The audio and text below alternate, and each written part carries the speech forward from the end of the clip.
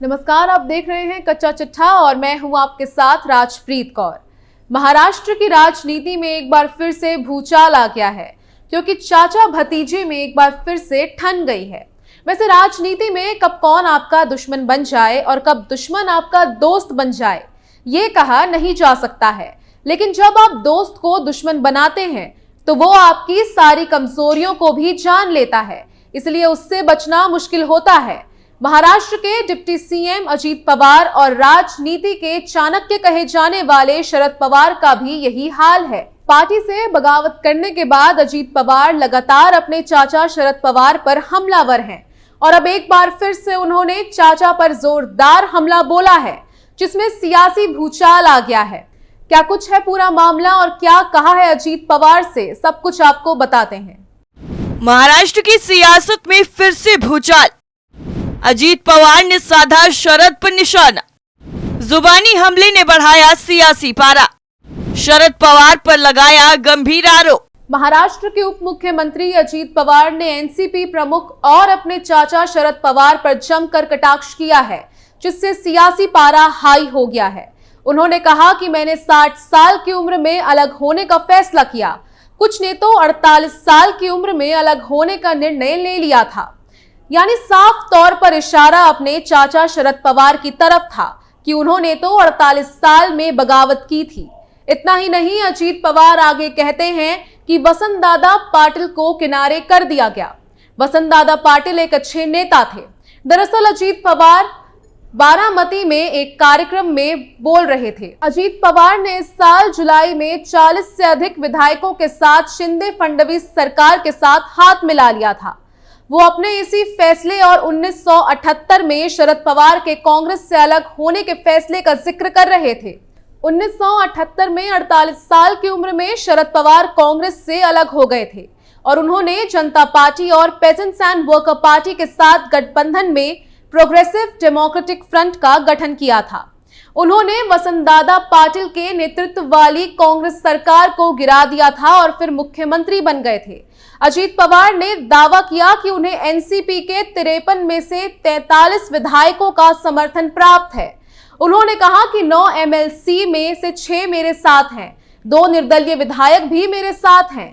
छगन भुजबल और हसन मुशर्रफ जैसे वरिष्ठों के साथ युवा विधायकों ने भी मेरे साथ हाथ मिलाया है। अजीत पवार ने वरिष्ठ पवार से उन्हें समझने की अपील की।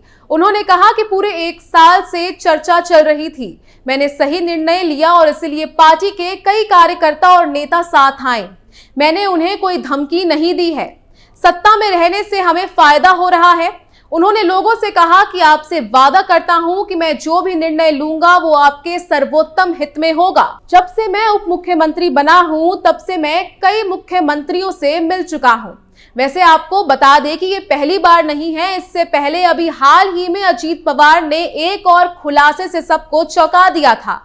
दरअसल महाराष्ट्र के डिप्टी सीएम और एनसीपी नेता अजीत पवार ने कहा कि शरद पवार खुद ही एनसीपी अध्यक्ष पद से इस्तीफा देना चाहते थे, लेकिन वे हमसे कहते कुछ और थे, करते कुछ और थे। अजीत ने रायगढ़ के कचरत में हुए एनसीपी अधिवेशन में ये बात कही। वे बोले कि शरद ने लगातार अपनी भूमिका बदली। इस घटनाक्रम की सारी जानकारी सुप्रिया सूले को भी थी। अजीत ने ये भी बताया कि शरद पवार ने ही उनसे सत्ता में भागीदारी के लिए कहा था। शरद पवार ने 2 मई को एनसीपी अध्यक्ष पद से इस्तीफा दे दिया था, जिसके बाद अजीत पार्टी अध्यक्ष बने थे। हालांकि बाद में शरद ने अपना फैसला वापस ले लिया था और अजीत पवार ने अपना अलग गुट बनाकर महाराष्ट्र की शिंदे सरकार में शामिल होने का फैसला लिया था।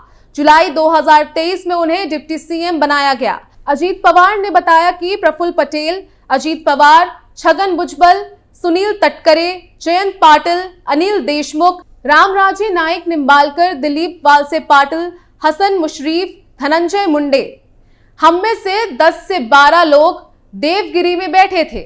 हम सोच रहे थे कि आगे क्या करें। फिर हमने सुप्रिया को बुलाया, क्योंकि हमें लग रहा था कि अगर सीधा शरद पवार को बताया तो वो क्या सोचेंगे, इसलिए पहले सुप्रिया को सब कुछ बताया।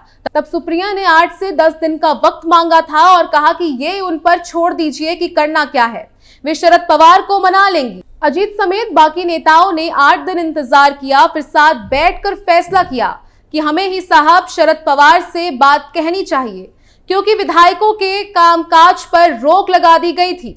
पवार ने आगे बताया कि इसके बाद वे सीधा शरद पवार के पास गए और उन्हें अपना फैसला सुना दिया। इसके बाद शरद ने कहा कि ठीक है, देखते हैं क्या करना है।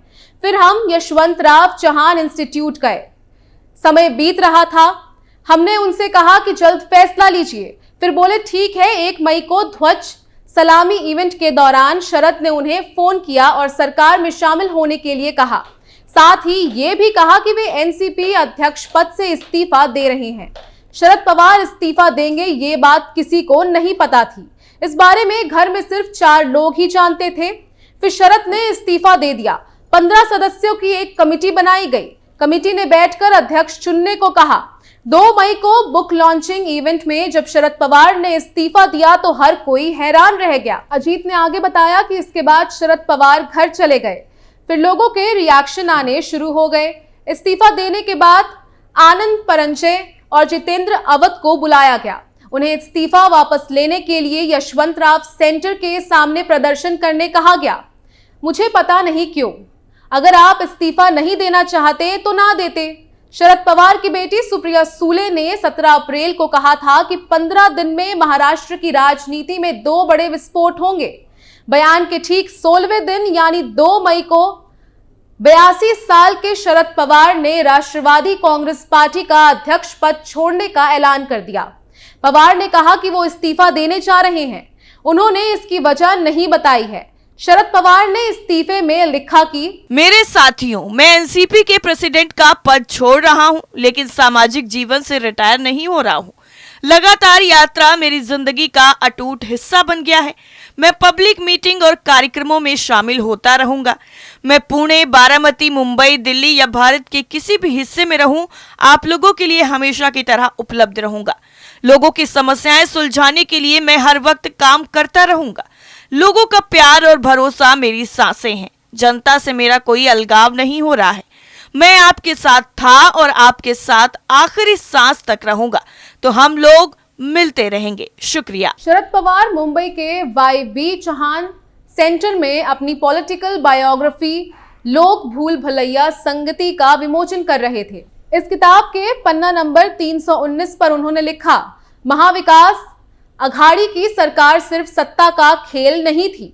अन्य पार्टियों को दबाकर अन्य पार्टियों का महत्व किसी न किसी तरह से खत्म करके राजनीतिक वर्चस्व निर्माण करने वाली भाजपा को ये करारा जवाब था। महाविकास अघाड़ी की सरकार भाजपा को देश में मिली सबसे बड़ी चुनौती थी। ये सरकार अस्थिर करने का प्रयास होगा, इसकी कल्पना मुझे थी। हम हमारे लेवल पर इसे हैंडल करने में समक्ष थे, लेकिन उद्धव ठाकरे को मुख्यमंत्री बनाने से शिवसेना में तूफान आएगा, इसका हमें अंदाजा नहीं था। ये असंतोष खत्म करने में शिवसेना नेतृत्व कम पड़ा। संघर्ष ना करते तो उद्धव जी के इस्तीफा देने के कारण महाविकास अघाड़ी की सत्ता को पूर्ण विराम मिला। शरद पवार ने कहा था कि रोटी पलटने का वक्त आ गया है। किसी ने मुझसे कहा कि रोटी सही समय पर पलटनी है, ना पलटे तो कड़वी हो जाती है। इस बयान पर अजीत पवार ने कहा कि नए चेहरों को आगे लाना एनसीपी की परंपरा रही है। एनसीपी महाराष्ट्र के महाविकास अघाड़ी गठबंधन में सहयोगी है। पवार ने 1999 में कांग्रेस से अलग होकर एनसीपी बनाई थी। उसके बाद से ही वे पार्टी के अध्यक्ष थे। पवार के ऐलान के बाद पार्टी कार्यकर्ता रोने लगे और उनसे फैसला वापस लेने की मांग करने लगे। अजीत पवार ने कहा कि शरद पवार की उम्र को देखते हुए ये फैसला लिया गया है। वो सभी कार्यक्रमों में मौजूद रहेंगे। अध्यक्ष नहीं है, इसका मतलब ये नहीं है कि वो पार्टी में नहीं है। आप भावुक ना हो, जो भी नया अध्यक्ष होगा हम उसके साथ खड़े रहेंगे। साहब अपने फैसले पर पुनर्विचार करने को तैयार हो गए हैं। उन्होंने 2-3 दिन का समय मांगा है। एनसीपी की ऑफिशियल वेबसाइट के मुताबिक एनसीपी के देश में अभी 9 सांसद हैं। इसमें लोकसभा के 5 और राज्यसभा के 4 मेंबर शामिल हैं। वहीं देश भर में पार्टी के 57 विधायक हैं। महाराष्ट्र के 54, केरल के 2 और गुजरात में 1 विधायक शामिल है। वहीं देश भर में पार्टी के 20 लाख कार्यकर्ता हैं। महाराष्ट्र में पॉलिटिकल उलटफेर हुआ। एनसीपी के नेता अजीत पवार ने शिवसेना के एकनाथ शिंदे की सरकार में डिप्टी सीएम पद की शपथ ली। शपथ के तुरंत बाद ट्विटर प्रोफाइल बदला और लिखा डिप्टी सीएम ऑफ महाराष्ट्र, जिसके बाद लगातार ये वार पलटवार का सिलसिला चल रहा है। अब एक बार फिर से अजीत पवार ने अपने चाचा शरद पवार पर निशाना साधा है, जिसके बाद सियासी बवाल मचना तय माना जा रहा है। कच्चा चिट्ठा में फिलहाल के लिए इतना ही। बाकी खबरों के लिए देखते रहिए कैपिटल टीवी। नमस्कार।